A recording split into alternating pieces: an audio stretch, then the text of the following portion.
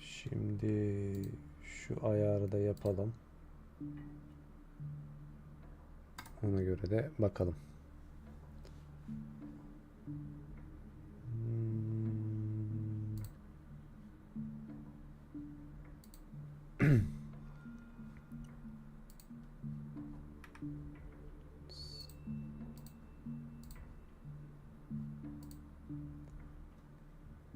Ses deneme.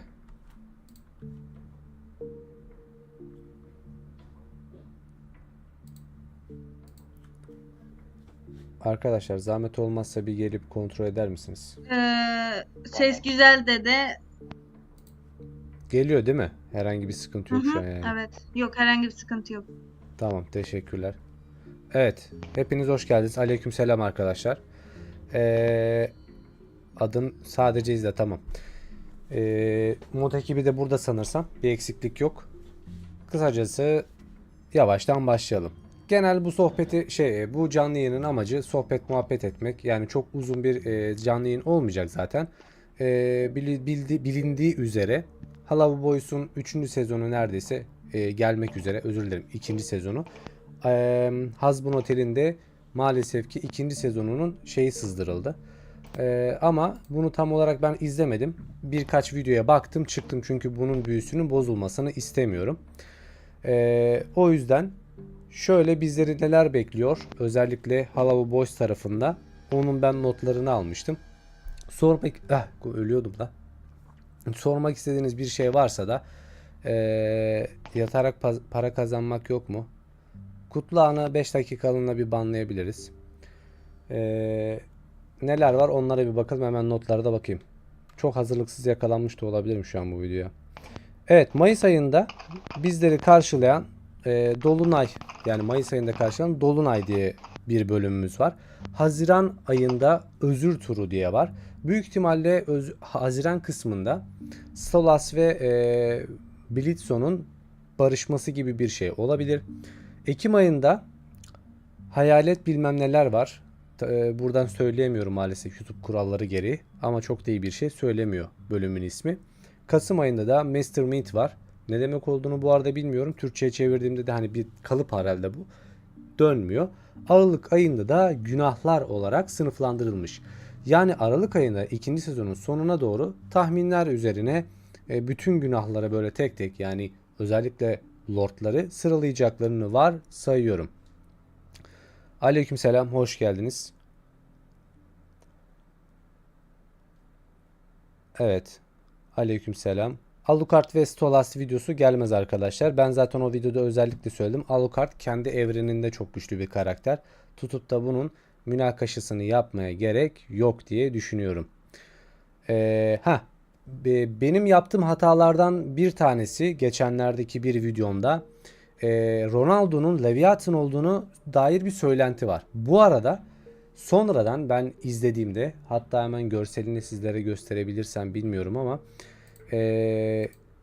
bir şey söyledikten sonra geriye doğru çekilirken şurada bir solungaçlar çıkıyor. Bilindiği üzere de Leviathan karakteri solungaçlı bir karakter ve Lucifer'la da bir bağlantısı var. Ancak gerçekte onun olup olmadığına dair kesin bir bilgi yok. Sadece tahminler üzerine düşünülüyor. Bir dakika, hemen şuradan göstereyim size de nasıl bir şey olduğunu. Tabi bu arada tahminlerinizi almamız lazım. Çünkü gerçekten bu karakter böyleyse işin rengi değişir. Yani karakterin dünyada ne arıyor kısmı oluşuyor. Olmaması gerekiyor normal şartlarda. Leviathan balığa benzediği için öyle diyorlar ama ben inanmıyorum. Ya şöyle, zaten teorik olarak Leviathan karakteri cehennem sınıfında bir yaratık. Ama dünyada var olmasının ana sebebi, yani öyle bir şey varsa tabi, çok farklı bir yere gidebilir. Çünkü boyutlar arası seyahati bilindiği üzere sadece belirli yaratıklar yapabiliyor. Şeytanın amacına dair hiçbir bilgim yok. Çünkü iki farklı görüş var bu konuda AB'de. Şimdi normalde şeytan çok kötü bir karakter. Yani Lucifer falan aslında teorik olarak şeytandır. Ama İncil ve Tevrat'a baktığında bu kısımlar biraz ayrılıyor. Şeytan burada biraz daha böyle hani Pollyanna, günah, kötülükten sıkılmış ve sonrasında da sıkıldığı için de sineye çekilmiş bir, yani inzivaya çekilmiş bir yaratık olarak tasvir ediliyor. İncil ve Tevrat'ta. Ama Kur'an-ı Kerim'e baktığımızda İslami inançlara göre tabii ki de durum bambaşka. Şeytan bütün kötülüklerin ana kaynağı ve bütün işte o hiyerarşik olarak düzeni bozan karakter olarak karşımıza çıkıyor. Hocam Stolas'ın lejyonları umarım gösterirler. Yanlış hatırlamıyorsam senin bir videonda Lordlar birbirleriyle mücadele savaşı askerleri de vardır Stolas'ın lejyonları. Kesinlikle normal şartlarda Stella yani Stolas'ın karısı lejyonları olduğundan kaynaklı Stolas'tan ayrılmıyor. Planları var büyük ihtimalle, bir tür savaş olacağına dair bir teori biz geliştirmiştik bu konuyla alakalı. Ha bu arada Discord sunucumuza da gelmeyi unutmayın. Özellikle teoriler için hemen sabitlemeye çalışacağım ben şurada şeyi. Ghost'un yazmış olduğunu. Ancak bu savaşın nasıl bir şey olacağı, lejyonlar tam olarak hangi karakterlerden ibaret onu bilemiyoruz. Buna dair birçok farklı şey var. Ayrıntı var. Bazıları normal şartlarda Geshuaların da birbiriyle bir savaşı olduğu ve buna istinaden de ordu biriktirdiklerine dair söylenti var. Çünkü 72 Goish ailesi var. Yani Stolas gibi 72 tane karakter var. Ve bunların her birinin ayrı ayrı görevleri var. O kadar da tabii ki de bu konuya hakim değiliz. Yani hakimlikten kasıt çok derin bir konu. 72 karakterin de ne olduğunu haliyle bilmiyoruz. Sadece Stolas'ın kehanetlerle ilgilendiğini ve onun gibi birkaç tane daha model olduğunu biliyoruz. Bu arada gösterebilirler mi? Bana kalırsa gösterirler. Çünkü bütün Geoshi ailesinin toplandığına dair görseller görmüştük. Bu görsellerde büyük ihtimal bir konsey var ve hani şey konuşuluyor. Ne yapacağız, ne edeceğiz gibisinden konuşuluyor. Tabi durumun boyutu büyük ihtimal savaş. Hemen giriyorum derken nereye giriyorsun Fatih? Neden Hazbun Otel 7 ölümcül günahı göstermiyorlar? Ya teorik olarak şöyle düşünmek lazım. Her bir karakteri göstermek beklentiyi düşürür. Yani şimdi sen 2-2, 3-3 ayırırsan karakterleri, zaten 7 tane var. Bunların 3 tanesini görmüş durumdayız. Her bir 2-3 sezonda bir 3 tanesini görsek en az 3 sezon çıkartır. Yani bu da teorik olarak para demek. O yüzden dolayı da adamlar yavaş yavaş bunları göstermeye çalışıyorlar. Bu kesin bilgi değil tabii. Şu an ben uyduruyorum yani. Abi bence Lucifer'ı Hello Boys'ta da göreceğiz. O kısım biraz farklı çünkü artık satıldığı için Amazon Prime'a buradaki fiyatlandırma ve işte ne derler ona, telif meselelerinden kaynaklı olmayabilir. O yüzden net bir şey söyleyemiyoruz. Ancak her şey olabilir sonuç itibariyle. Evet, kedicikten de bir hatırlatma. Videoya like atmamış olabilirsiniz veya abone olmamış olabilirsiniz. Hemen abone olarak bu kanala destek olabilirsiniz. Bu arada katıl üyelerine gerçekten teşekkür ederiz. 19 bir ara 20'ye çıkmıştık sanırsam da. 19 tane katıl üyemiz var. Hepinizin kesesine bereket. Hocam Charlie'nin Rue oldu. Hayır, Charlie Rue değil. Şimdi o hikayeye dönecek olursak Halit, ben zaten buna dair bir ufak teaser vermiştim, yani hikayesini anlatmıştım. Normalde Rue retorik olarak bir karakter, yani tamamıyla kötülüğü temsil eden, kötülüğün ana kaynağı, yani kötülüğün vücut bulmuş hali. Bu işte tabir örnek değil, yani mecaz falan değil, bildiğin kötülük. Ve bu kötülüğün de beslenebilmesi için işte insanların yapmış olduğu kötülükler gerekli. Lucifer, yani özür dilerim, Charlie ise yine Lilith ve Lucifer'ın kızı. Bu ikisi bambaşka karakterler. Teşekkürler dostum. Beni sevdiğini söylediğin için. Umarım iyi anlamda söylüyorsundur. Abi fark ettiysen Hello Boys'un pilot bölümünde Ogi Otishot olan, tam okuyamadım ama o nasıl bir şey yazıldığını. Adamın arkasında panoda Hazbun Otel'in pilot bölümündeki TV show var. Evet, 666 zaten iki ayrı evren değil. Yani aynı evrende geçtiği için o gözüküyor. O yüzden bunu görmen çok normal. Hocam Charlie'nin annesinin aslında Rue olduğunu... annesi Rue değil ancak çocuk yani o Ghost bir adet asıl hikayesi üyeliği hediye etti. Dostum teşekkür ederim. Kesene bereket. Bizim moderatörler çalışıyor. Şimdi Rue karakteri ilk öncelikle bambaşka bir karakter. Yani anne falan değil, bildiğiniz Charlie'nin doğmasına vesile olan bir karakter. Normalde Lilith'in herhangi bir çocuğu olmuyor. Bu arada bu sadece Halava Boys veya Hazbun Hotel evreni için geçerli değil. Tabi tırnak içinde söylüyorum. Bu Hristiyanlık ve Yahudilik inancına dair bilgiler olduğu için gidip de bunu derinlemesine lütfen araştırmayın. Yani sizi de boşu boşuna ben burada günah sokmak istemiyorum. Ama bu iki farklı dinden gelen bilgiler olduğu için sizlere söylüyorum. Rue bambaşka bir karakter. Charlie'nin doğmasını istemeyen, Lilith'e köstek olan, hatta lanetleyen bir karakter. Ancak kötülüğü körükleyebilmesi için Lilith'e ihtiyacı olduğundan dolayı Charlie'nin doğmasını sağlıyor. Evet. God of Lighting'e hediye etmiş Ghost. Teşekkürler dostum tekrardan. Bu arada ben böyle bir şey olduğunu bilmiyordum. Yeni öğrendim. Demek ki birbirimize hediye edebiliyormuşuz. Aynı Twitch gibi. Yeni bir şey. Valentino hikayesi var mı abi? Çünkü ben hiç bulamadım. Valentino'nun tam olarak bir hikayesi yok şu an için. Ancak ilerleyen süreçlerde herhangi bir hikaye gelirse zaten yapıştırırım hemen. Videosunu da yaparız. Ama şu an için net bir bilgi yok. Abi Demon Slayer'ın felsefesini yapar mısın? Bir araştırmam gerekiyor. Şu aralar hani tam olarak hangi videoları yapsam diye bir ayrımdayım. Büyük ihtimal ilerleyen süreçlerde Castlevania gelebilir animelerden. Benten Vilgax'ın hikayesi gerçek anlamda. Ghost bir kişiye daha Sinra hediye etmiş. Ghost parayı bulmuş arkadaşlar. Yani maşallah. Kesene bereket dostum. Ne diyordum? Şeyden kaçtım. Ondan sonraki süreçlerde kesinlikle şey gelecek. Baykuş Evi'nin Baykuş Evi Kral şeyinin hikayesi gelecek. Baykuş karakter neydi ya? Kral karakteri. King aynen. King karakterinin hikayesi gelecek. Ancak şu an için tam araştırmasını yapmadım. Sadece belirli kısalarda oluşturdum. Onun dışında bakacağız. Annesi Lilith, Charlie'nin sapasağlam doğabilmesi için Rue ile aynı kötülüğün anası ile bir kötülüğün dostum tam okuyamadım.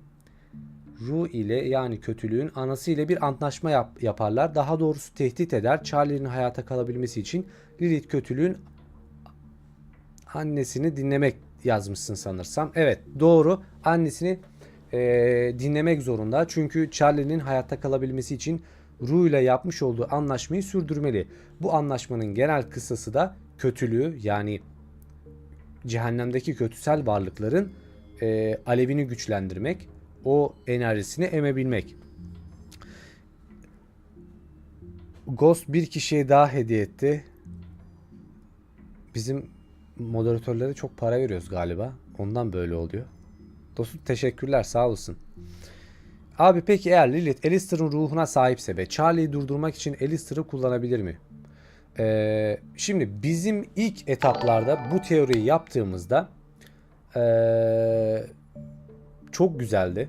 Hatta yabancı kaynaklardan bile bu teoriyi alanlar oldu. Biz çok sevindik. Şimdi hani ben bu teoriyi yaptım. Zaten ilk Bismillah bölüm yayınlandığı gibi. Baktım ki Reddit forumlarında benim teorim geçiyor. Çok sevindim tabi. Ancak olayın bir tabiri caizse de boku çıkmaya başladı yani. Gitmemesi gereken yerlere de gitti.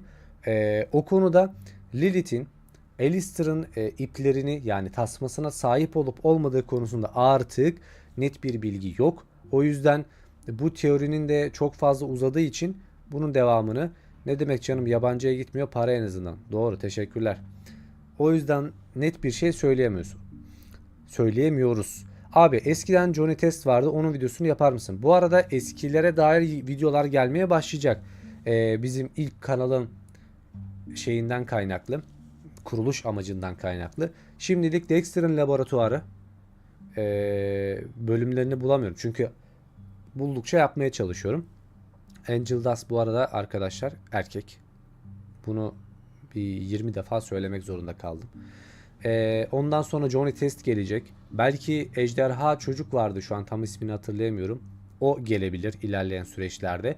Ve birkaç tane daha eski Cartoon Network evreninden gelecek. Phineas ve Ferb gelecek.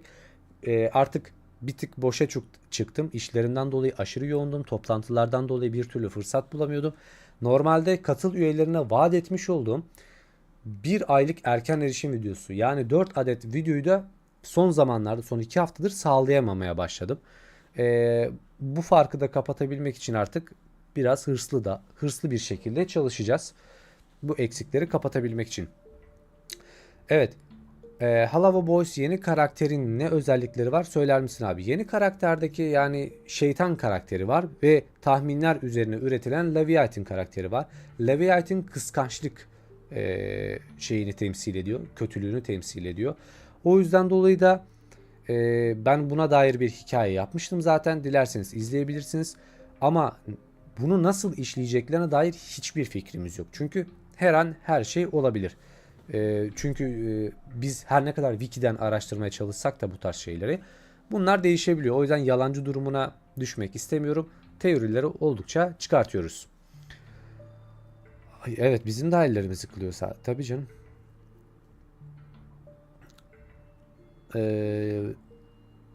Ejderha Çocuk başka. Ya tam olarak hatırlayamıyorum. İşte bir hatırlayabilsem.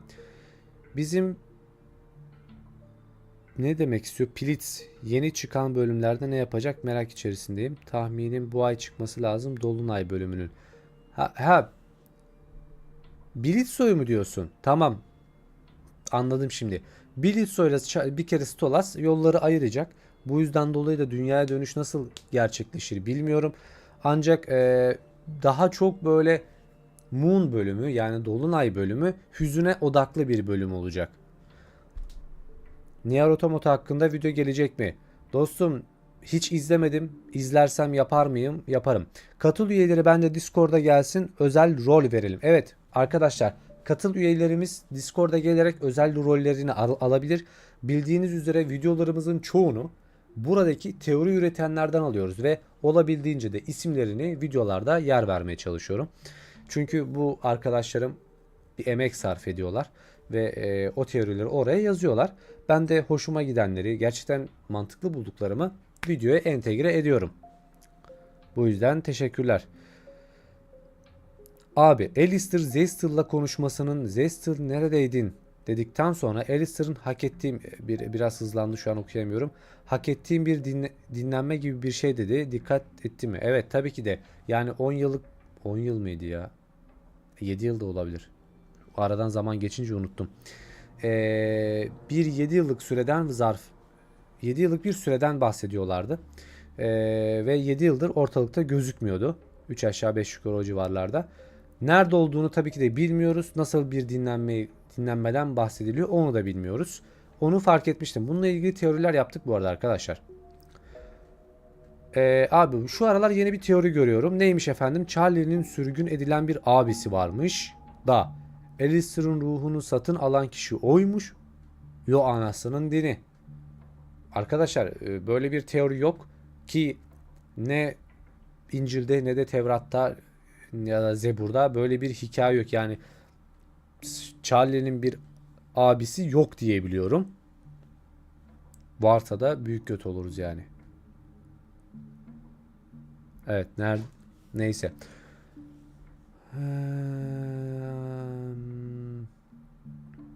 Evet 7 yıl, tamam, doğru vermişim Enin. Arkadaşlar VS videosu gelmeyecek. Bunun nedeni şöyle. İki karakteri kıyaslamanın çok bir manası yok. Şimdi bizim böyle kallavi dediğimiz karakter kimdi? Alistair'dı. Alistair'la burada kim kapışabilir teorik olarak? Lucifer. O yüzden ben sadece bir defaya mahsus böyle bir şey yaptım. Bir de Stolas'la yapmıştım çok fazla istendiği için. Ama genel olarak arkadaşlar böyle bir kıyas videosu yapmanın bir manası yok. Çünkü kendi işlerinde güçlü olduğu durumlar var. Yani ben sana şu an diyemem. İşte öfke Yani kıskançlık lordu işte şevhet lordundan daha güçlüdür veya güçsüzdür. Kendince kendilerine has özellikler var. O yüzden kıyaslamanın çok da bir manası yok. Final Space hikayesi yapar mısın? Arkadaşlar ben daha çok bu aralar animelere kayacağım. Yani çünkü izlenecek çizgi film kalmadığından kaynaklı animelere yöneldik. Biraz old kitleye yani yaşlı kitleye hitap edeceğiz. Benim skalam olan 25-26 yaşlarına biraz hitap edeceğiz. Yeni çizgi filmlerden zaten oldukça yapmaya çalışıyoruz. Abi Alien X vs Black Hat gelir mi? İlk önce ben Alien X'in bir videosunu yapmam gerekiyor. O da Ben 10 Vilgax'ın hikayesinden sonra Alien X'e değineceğim. Ama çok da bir şey yok. Bilginiz olsun. Abi Angel Dust'ın cennete giderse Devil Dust mı olacak? Hayır. Olabilir. Hiçbir fikrim yok. Abi diyorum cenneti biz mi kurduk arkadaşlar? Tam da hani o kadar lore yani bu evreni sizlere anlatmaya çalışıyorum da o kadar da değil. Abi Valorant etkinlikleri olacak mı? Şöyle ki ilerleyen süreçlere doğru kesin bir bilgi olmamak şartıyla bu arada Valorant'ı hiç beceremiyorum. Katıl üyelerine özel şey yapmayı planlıyoruz. Oyunlar oynamayı planlıyoruz. Valorant'ı tabi oynayacağız dedim ben. Böyle bir söz verdim. Ancak arkadaşlar olmuyor yani. Yetenek yok. Oyun oynayamıyoruz. Ama bakacağız. Böyle bir talep gelirse Minecraft belki oynarız. Bilmiyorum. Evet. Alistair Charlie'nin ruhunu mu aldı yoksa anlaşma mı yaptı? Sadece anlaşma yaptı arkadaşlar. Herhangi bir şekilde ruh takası mevcut değil. Böyle bir şey de olamaz zaten. Ancak anlaşmanın içeriğini tam olarak bilmiyoruz. O yüzden bir şey diyemiyorum. Tamamdır dostum kendine iyi bak. Evet abi Hazbin Hotel'in ikinci sezonunda Cebrail ve Azrail'i görebilir miyiz? Bir de Hollow Boys fragmanında şeytan zayıfsın diyor. Bunu Biditsu'ya veya Stolas'u söylüyor olabilir mi? Şimdi artık aleykümselam şöyle bir şey var fikirlerde. Büyük bir savaş geliyor. Ve savaşı körükleyecek olanlardan bir tanesi de şeytan. Şeytanın hangi safta olacağına dair herhangi bir bilgi yok. Ama yani bu savaşın tarafları yani bilinmediği gibi savaşın nedeni de belli değil. Ancak bir şey var, düello var. Çünkü görüyoruz Goichi iblislerinden birkaçının birbirleriyle düello yaptığını ve toplandıklarını görebiliyoruz. Bu da büyük bir savaşın bizleri karşılayacağını ve güzel bir tat bırakacağı konusunda bir his var bende. Abi gittim geldim şimdi Hello Boys'ta Full Moon bugün çıkacak sanıyordum. Aa canım bugün değil ya. Ama yakın. Hocam Discord'a gelen gelin demiştiniz. Onu dinleyemedim. Discord'a niye çağırdın? Discord teorileri takip ediyorum. Ahmet Ulaş. Şöyle dostum. Genel olarak gelin dememin sebebi şimdi katıl üyelerimiz var burada. Ve buradaki arkadaşlarımıza bir ayrıcalık yapmak istiyoruz. Yani şöyle. Evet bu kanala maddi olarak bir destek veriyorsunuz. Bunu da videolarda söyleyerek ayrıcalıklı olduğunuzu daha doğrusu hani bunu desteklediğinizi göstermeye çalışıyorum. Ve en önemlisi sizlere erken video yaparak bunu karşılamaya çalışıyorum. Çünkü burada bir maddiyat gelir akışı var. O yüzden diyorum ki hani gelirsiniz sohbet ederiz veya oyun oynarız beraber bir şeyler yaparız. Sizi en azından bu şekilde tatmin etmeye çalışırım. Yoksa onun dışında hani böyle bir şart yok tabii ki de. Hocam sence Hello Boys ve Hazbin Hotel evreninde Deccal var mı?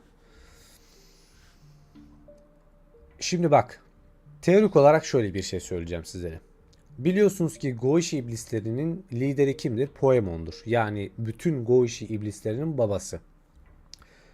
Lucifer Goichi'nin bir nevi efendisi ve Poemon da onun şeyleri. Ne derler? Yardakçıları.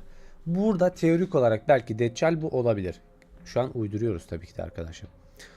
30 veya 31 Mayıs'ta gelecek Full Moon. Hadi bakalım inşallah. Yıllar sonra dede geri döndü. Hoş geldin dede. Aa Muhammed hoş geldin ya. Sen de hoş geldin. Bir defa da olsa açacak mısın yoksa yine meşgul mü olacaksın? Şimdi Muhammed tekrardan hoş geldin bu arada. Yayınları yapmaya çalışacağız. Kesin bir bilgi der misiniz? Tabii ki de hayır. Çünkü yaz geliyor. Nasıl bir yoğunluk olacak hiçbir fikrim yok. Toplantılarım, yani kişisel hayatımdaki, iş hayatımdaki toplantılarım ve yapmam gereken sorumluluklar var. Onlardan böyle zaman ayırdıkça yapmaya çalışacağım. Bir de arkadaşlar, ben şimdi burada yayın yapabilmem için bir ön ayak, bir şart olması gerekiyor. Bu şart da genelde bir konuya bağlı oluyor. Burada her sürekli aynı konuları konuşmanın da çok da bir manası yok. Aleyküm selam arkadaşlar, hoş geldiniz. O yüzden kritik bir konu olur. Bunun hakkında bir yorum yapmamız gerekir. Hemen bir şeyler patlatabiliriz.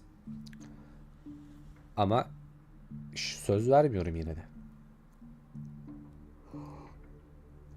Bu arada zaten sunucunun hepsi şu an Hello Boys veya Hazbin Hotel evreniyle dolup taştı böyle. Eskiden eski kartunculardan kimse kalmadı galiba. Usta Discord'dayım. Neye basmalıyım? Biri Ahmet'e yardımcı olabilir mi? Yani biri yardımcı olursa, çünkü ben buradan sana çok da fazla tarif edemem. Göndereyim mi bir tane daha abonelik hediyesi? Yok dostum, gerek yok ya, o kadar para harcama boşuna. Abi bence Hazbin Hotel'in ikinci sezonunda Angel Dust Valentino ile savaşacak. Ha, bu arada sızıntılı videolardan bir tanesinde Valentino yine Angel Dust'ta bir şeyler yapmaya çalışıyor. Hani zorbalık yapıyor daha doğrusu. Fakat Charlie'nin bu konuyla alakalı bir aksiyon alıyor ve onun sanırsam yakasına yapışıyordu. Anlaşmayı iptal ettiriyordu diye görmüştüm bu videoda. Şimdi burada telif yememek için hiç koymak istemiyorum. Araştırırsanız bulabilirsiniz bu arada. Bunu görür müyüz? Görmez miyiz? Gerçek bir sızıntı mı yoksa hayran yapımı mı bilmiyoruz. O yüzden net bir şey yok. Abi o ajanlar Hello Boys'ta cehenneme geliyor ya. Bütün cehennemi mi kapsıyor yoksa? Şimdi o bir ayrı konu. Şimdi ben konuyla alakalı çok fazla bilgim değilim. Biz sadece teori üretiyoruz bu arada. Ghost Alipek adlı kullanıcıya tekrardan üyelik hediye etti. Teşekkürler dostum. Yeterli bence Ghost. Şov yapma. Sırf harcama dedin diye attım. İban atayım sana istersen. Yani Alipek kat üyesi olduğun için tekrardan teşekkür ederiz. Yani Ghost aracılığıyla da olsa. Konuya dönecek olursak, Lucifer buradaki aksiyonu ne olur bilmiyoruz. Çünkü teorik olarak şöyle bir şey var. Ru bundan besleniyor. Ve Ru'nun da işine geliyor. Ne kadar kötülük, ne kadar kaos olursa o kadar iyi. Aleykümselam.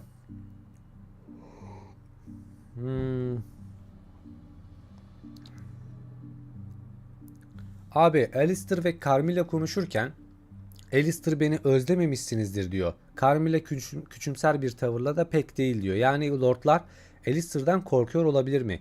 Yani kurnaz bir karakter olduğu için muhakkak böyle bir şey vardır. Yani olasılık vardır. Korkuyor olabilir. Korkudan çok daha çok çekinme de olabilir. Ancak birbirleri arasında bir hiyerarşi var. O hiyerarşiye dair herhangi bir bilgi yok arkadaşlar. Ha, bu arada bugün okuduğum yorumlardan birinde Williams'ın artık gelmeyeceğine dair bir bilgi edindim. Kesin bir bilgi değil. Artık hani çünkü konusu vesaire hiçbir şekilde geçmiyormuş ve büyük ihtimalle proje iptal edilmiş. Bunu dünyaya açamamışlar. Sadece YouTube'da kalmış. Arkadaşlar kolay bir şey değil. Kartun evrenindeki oradaki yaratıkları, işte efendime söyleyeyim karakterleri bir çizgi filme toplayıp onları savaştırmak. Ben de çok isterdim bu arada öyle bir şey olmasını. Ama olmayınca da bazı şeyler olmuyor. Benim bir teorim var. Leviathan ile ilgili. Ronaldo diye fragmanda gördüğümüz kişi Leviathan dünyadaki ajanın ya da Leviathan'ın kendisi olabilir. Dünyada Ronaldo adıyla takılıyor olabilir. Ronaldo'nun açılımı şeydi. Tam olarak hatırlayamıyorum da yeniden doğuş gibi bir şeydi sanırsam. O yüzden Ronaldo sadece spesifik bir öyle sıradan bir isim değil bu konuda. Discord var mı? Tabii ki de arkadaşlar var. Hemen şey kısmında, mesajların en üst kısmında Discord sunucumuz mevcut. Buraya gelip sohbet edebilir, arkadaşlarla oyun oynayabilir. Çünkü Discord ekibimiz Çok şükür bu konuda biraz çalışkan. Her ne kadar para vermesek de ara sıra etkinlikler yapıp sizlerle beraber oyunlar oynuyor. Ve teorileri zaten sabitlemiş olmam gerekiyor. Sabit değil mi yoksa? Ve ara sıra teorilerden videolar bile çıkartabiliyoruz. İsminizin videoda gözükmesi için katıl üyesi olabilirsiniz. Teori üretebilirsiniz. Tamamıyla size kalmış. Desteklerinizden dolayı da teşekkür ederim. Abi bence Lucifer gücünü kullanmıyor. Çünkü o kadar güçlü ki bütün cehennemi yok edebilir. Mantıklı olabilir. Ancak yok ederse ne yapacak şimdi? Götüne mi sokacak bütün her şeyi? Çünkü işi bitmiş oluyor yani. O cehennemin var olma sebebi Lucifer olduğu gibi Lucifer'ın var olma sebebi de cehennem. Yani ikisi birbirinden ayrılamaz. Yok edemez. Ancak başka bir konu ruh. Yani oradaki etken radde ruh. Bunu da böyle içki gibi tutmuşum. Çok özür dilerim. Telefonum çaldı. Bence Charlie'nin ilk bölümde anlattığı hikaye yalan olduğuna inanıyorum. Hangi hikayeden bahsediyorsunuz? Şu an pek algılayamadım.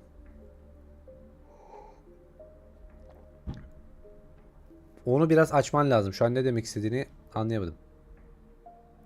Arkadaşlar öyle müzik açamıyoruz maalesef. Çünkü telif diye bir şey var. Başımıza çökerler. Sonra bütün her şey gider. Cehennemin yaratılma hikayesi. Ya dinsel mitolojilerden kaynaklı oluşan bir durum. Şimdi bu çok farklı bir konu. Burada tutup da bunu anlatırsak çok uzun uzaya gider. Dede zengin iPhone kullanıyor. Tabii canım. Yani para fışkırıyor her tarafımıza.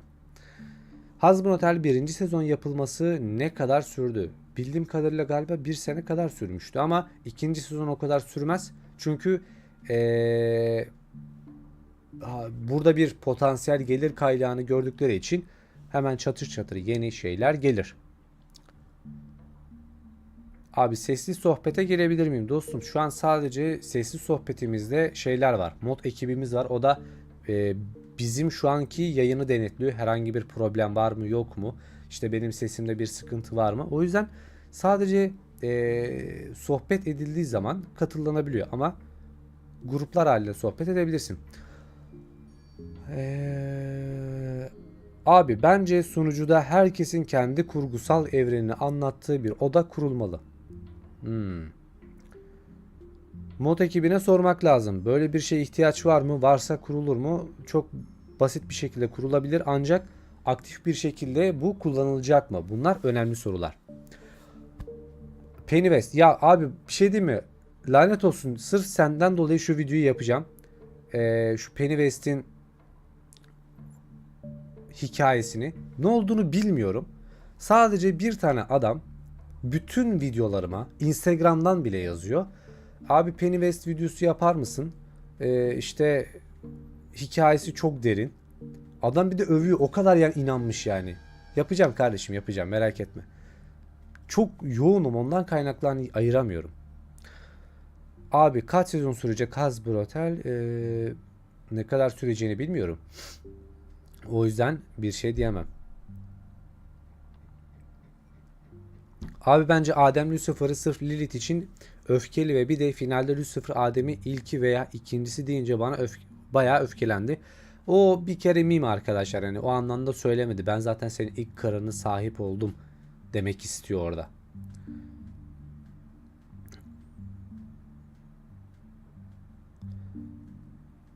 Sırf niyeyse ben o Pennywise tamam okunuşu nasılsa artık şu Paylanço var ya onunla karıştırıyorum.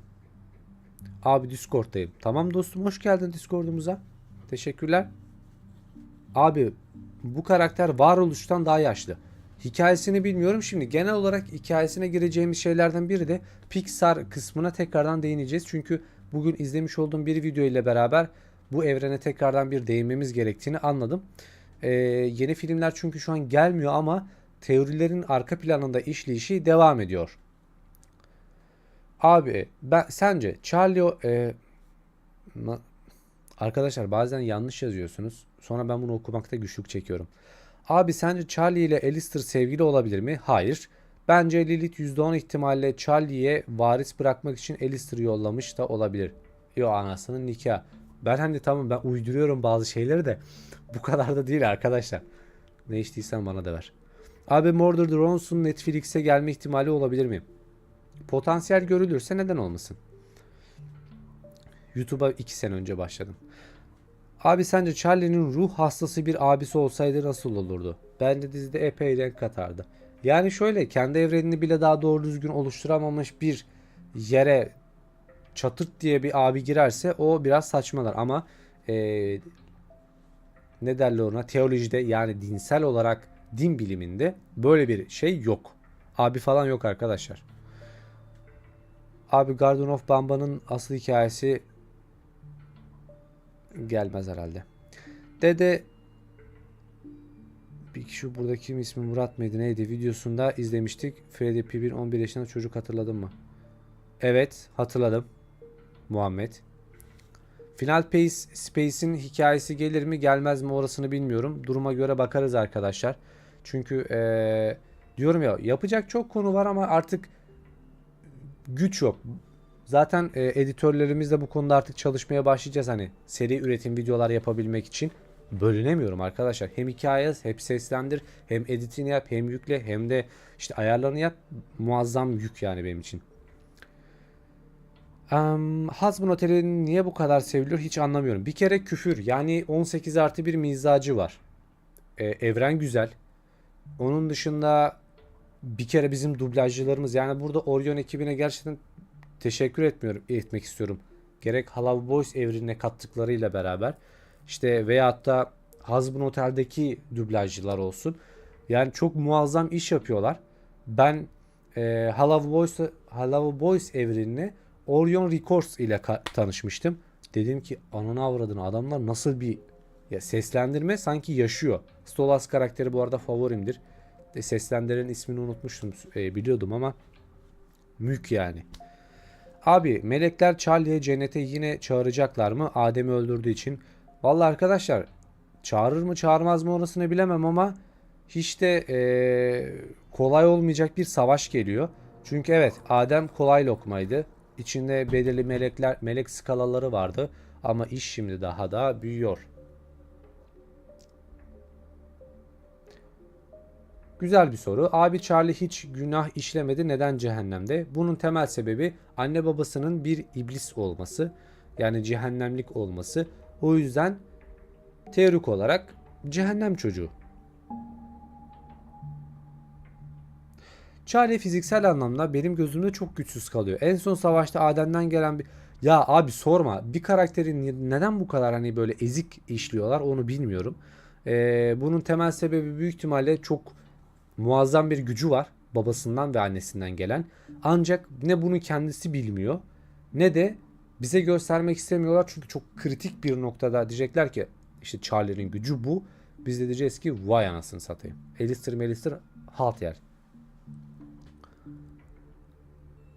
Abi saçma olan bir şey var. Melekler neden tanrı gibi davranıyor? Bunun temel sebebi onun sözcüsel olarak şeyi olması, temsili olması. Şimdi bu konu dinsel bir konu. Girersek buradan zor çıkarız.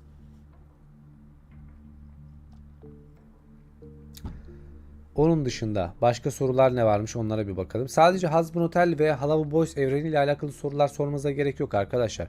Birçok konu var. Yani sınırlamayın bu kadar kendinizi. Abi Hello Boys'un ve Husband Hotel'in mi hikayesi dağdır. İkisi de aynı arkadaşlar. İkisi de aynı evrende. İkisi de aynı teolojide geçiyor. Yani bir evrendeler hepsi. Hocam ben zaten Husband Hotel'deki her şey Tanrı'nın kurduğu bir oyundan ibaret. Şimdi zaten şöyle bir gerçek var. Bizim varoluşsal nedenimiz de bir aslında oyun. Yani bir deneme, bir sınav. O yüzden Husband Hotel ve işte Hello Boys evreninde zaten bir oyundan ibaret. Bir kurgu. Abi sence 2 tane ölüm meleği olsa nasıl olurdu? Bir tanesi hiç melek silahlarıyla işlememesi, Charlie'nin ekibinden de olsa cennetten nefret etse de, arkadaşlar lütfen bir tık daha düzgün yazın çünkü okumakta gerçekten çok güçlük çekiyorum. Onu öldürmese nasıl olurdu? melek silahlarıyla işlemesi Charlie'nin ekibinden olsa. Valla orasını bilemiyorum ama zaten böyle bir güçlü karakter var. Lucifer. O Lucifer olduğundan kaynaklı da böyle bir şey gerek yok. Sence pilot bölümündeki Alistair dizinin Sence pilot bölümündeki Alistair dizidekinden daha mı güçlü sorusu kesinlikle öyle ama şöyle tam olarak düzgün bir şekilde yansıtılmadığı için bu belirli hani gösterilemiyor. Teorik olarak şöyle bir gerçek var. Alistair'ın arka planında farklı bir şey var ve bu bize hiçbir zaman yansıtılmadı. Yansıtılmamasının temel sebebi de ilerleyen sezonlarda buna dair daha derin bir şey olması. Hikaye aktarımı olması diye düşünüyorum. Bana göre Alistair'ın son sezonda baş düşman olabilir. Çünkü Alistair Ru anlaşma yaptığı ilgili bir teori var ve bu doğruysa da ihtimaller dahilinde değerlendirilebilir arkadaşlar. Çünkü sonuçta bu cehennemdeki birçok karakter var ve bu karakterlerin birçoğunu bilmiyoruz. Cennet ve cehennem savaşını kim kazanacak? Şimdi bu çok güzel bir soru. İlerleyen zaten bütün ana temada bunun üzerine kurulduğu için şöyle bir gerçek var. Eğer cehennem yok olursa tabii ki de günahkarları koyacak bir yer yani bir kısım olmayacak. Ancak cennet ve cehennem iki zıt kutup gibi düşünün. Yani biri yokken diğeri var olamaz. Anladınız mı? Pozitif, negatif gibi. Yani bu yüzden dolayı da iki karakter de yani iki evrende ya da işte iki katman diyelim biz buna var olmak zorunda. Çok güzel bir soru. Kötülüğü temsil eden ruhsa varlığı veya iyiliği kim temsil ediyor? Bilmiyoruz. Yani bununla alakalı hiç araştırma yapmadım. Hiç de görmedik. O yüzden her şey olabilir. Evet. Abi neden Borderlands'un bölümleri bir yılda bir geliyor? Arkadaşlar bir kere 3D animasyonla hazırlanmış bir yapım siz kaç tane gördünüz? Ben hiç görmedim. Çok güzel de bir hikaye ve işte grafiksel anlamda dolu dolu bir hikayesi var. O yüzden hemen gelmesi çok zor. Keşke hızlı gelse. Leviathan mı güçlü yoksa Asmodeus mu? Arkadaşlar güç skalası olarak net bir şey söyleyemiyoruz. Çünkü diyorum ya her biri birbirinden güçlü. Aleyküm selam. Eren. Şimdi Rick and Morty hakkında video gelecek mi? Sonunda farklı bir soru geldi çok şükür. Arkadaşlar Rick and Morty evreni maalesef ki onu seslendiren kişiyle alakalı istismar olaylarından dolayı büyük bir sekteye uğradı. Hatta çok erken bölüm bile yaptılar diyebilirim. Yani final daha doğrusu. İlerleyen sezonlarda artık Rick and Morty görebilir miyiz bilmiyorum ancak acaba diyorum ki şeye mi girsek? Simpsonlara mı girsek? Yani Simpson ailesinin oradaki evreni, oradaki işte gelecek kehanetleri vesaire. Orada çünkü çok fazla içerik de var. Tabi burada kitle ne ister ne yapar bilmiyorum. Onu da zaman gösterecek bize. Bakalım canlı yayın kaç dakika olmuş? Wow, 43 dakika olmuş. Yavaştan bir tık yorulmaya başladım. Ona göre de büyük ihtimal bitiririz ilerleyen safhalarca. Bence tutar. Bu arada marzipan. Öyle düşünüyorum. Sonuçta çok fazla içerik yapan yok. Hani bizim yani benim skalamda diyelim. Ben olayları evet hikayesi olarak anlatsam da bir de bunun derin araştırmasını yapıp felsefik açısına da değinmeye çalışıyorum. O yüzden farklı bir perspektif sunuyorum sizlere. Belki olabilir. Evet, Tesla robot arkadaşlar bu arada. Baykuş Evi gelir mi? Zaten hikayesinin birçoğunu bitirdik. Sadece kralı yapacağım. Yani The King karakterini yapacağım. Sonraki süreçlerde de farklı bir şey yapar mıyım? O anki psikolojime bağlı.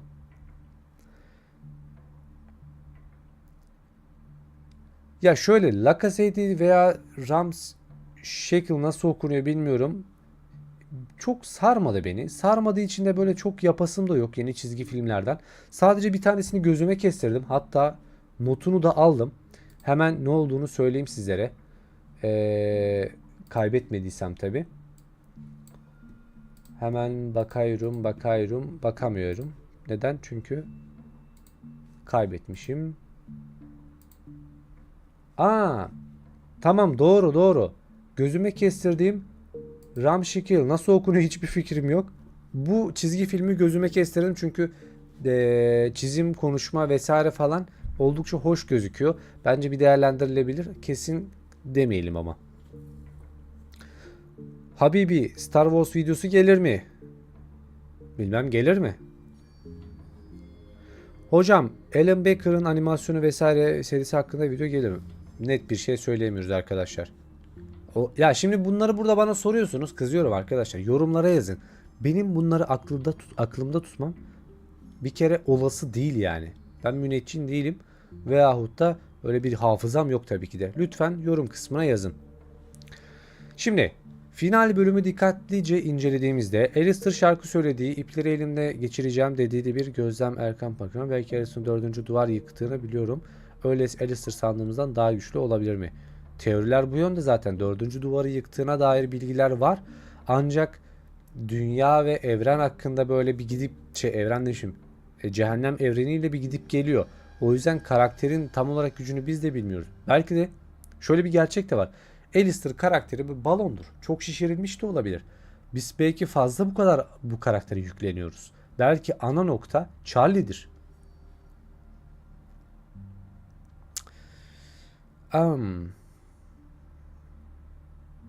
Abi Vox ve Alistair'ın geçmişi çok karışık. Galiba Vivizop bile anlatırken karmaşık ve üzücü demiştir. Bu konuyla alakalı inanın dostlar hiçbir bilgim yok. O yüzden net bir şey söyleyemiyorum. Abi Baykuş Evi geri gelir mi derken televizyon ve Piramit denen bir animasyon dizisi var. Samurai Jack'in yapımcısı yapmıştı. Primal değildi o, şeydi ya, Adult Swim'di. Samurai Jack'i yapanlar. Şöyle arkadaşlar, bir kere Baykuş Evi'nin iptal olmasının sebebi, bu arada harika bir evren Baykuş Evi, genel olarak eşcinsel olmasıydı. Herkes hitap etmiyor ve tepki topluyor. O yüzden dolayı iptal edildiğine dair bir bilgi var. Gelir mi? Çok zor. Bence gelirse de şey gelsin arkadaşlar. Esrarengiz kasaba gelsin yani. Şey gelmesin.